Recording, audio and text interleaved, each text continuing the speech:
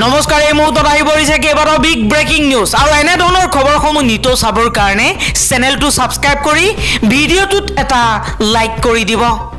এই মুহূৰ্তত আহি পৰিছে এটা ব্ৰেকিং নিউজ ইউক্ৰেইনৰ ওপৰত পুনৰবাৰ আক্ৰমণ চলাইছে ৰাছিয়াই সমগ্ৰ ইউক্ৰেইন জুৰি 158টা মিসাইল আৰু ড্ৰোনেৰে আক্ৰমণ চলাইছে ৰাছিয়াই নিহতৰ সংখ্যা 30 জনলৈ বৃদ্ধি পাইছে আজি পুনৰবাৰ ইউক্ৰেইনৰ ওপৰত ভয়ংকৰ আক্ৰমণ চলাইছে ৰাছিয়াই 158টাকৈ মিসাইল আৰু ড্ৰোনেৰে আক্ৰমণ চলাইছে ইউক্ৰেইনৰ ওপৰত ৰাছিয়াই আৰু এই আক্ৰমণৰ ফলতে নিহতৰ সংখ্যা 30 জনলৈ বৃদ্ধি পাইছে আজি ইউক্ৰেইনৰ বায়ুসেনাই কৈছে ইয়াৰ পূৰ্বে ইউক্ৰেইনৰ ইমানবোৰ চহৰ একে সময়তে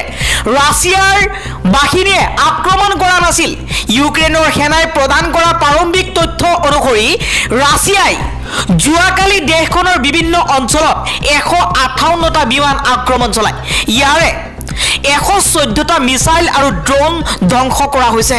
পৰৱৰ্তী খবৰটো হৈছে খিলঞ্জীয়াৰ সুৰক্ষাৰ বিপৰীতে ভূতৰ সুৰক্ষাহে স্পষ্ট হৈছে শান্তি চুক্তিত জুৱাকালি আলফাৰ হৈতে কেন্দ্ৰীয় চৰকাৰ আৰু ৰাজ্য চৰকাৰৰ মাজত ত্ৰিপাক্ষিক চুক্তি হৈছিল আৰু এই চুক্তিক লৈ এবাৰ মন্তব্য কৰিছে ডক্টৰ হিৰেন গোহাঁই কৈছে খিলঞ্জীয়াৰ সুৰক্ষাৰ বিপৰীতে ভূতৰ সুৰক্ষাহে স্পষ্ট হৈছে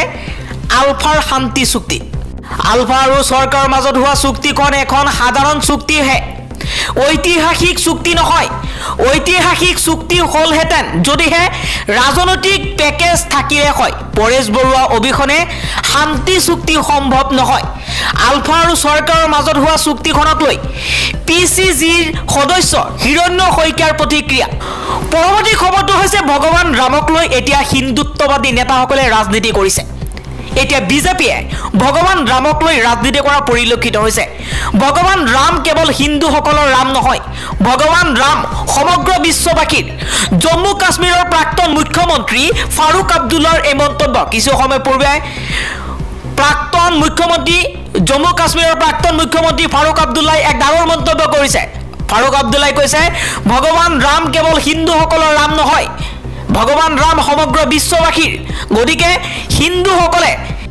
বৰ্তমান সময়ত বিজেপিয়ে ৰামক লৈ যি ৰাজনীতি কৰিছে ইয়া ভাৰতৰ বাবে কোনো শুভ লক্ষণ নহয় বুলি মন্তব্য কৰিছে জম্মু কাশ্মীৰৰ প্ৰাক্তন মুখ্যমন্ত্ৰী ফাৰুক আব্দুল্লাই আনফালে শিৱসেনাৰ সাংসদ সঞ্জয় ৰাউতেও ভগৱান ৰামক লৈ এক মন্তব্য কৰিছে বহুত ৰাজনীতি হৈছে ভগৱান ৰামৰ নামত বিজেপিৰ প্ৰাৰ্থী হ'ব ভগৱান ৰাম গতিকে দেশৰ মাজত মানুহৰ মাজত দেশৰ ভিতৰত যি ৰাজনীতি আৰম্ভ হৈছে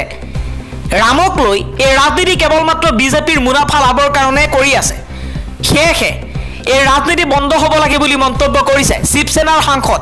সঞ্জয় ৰাউতে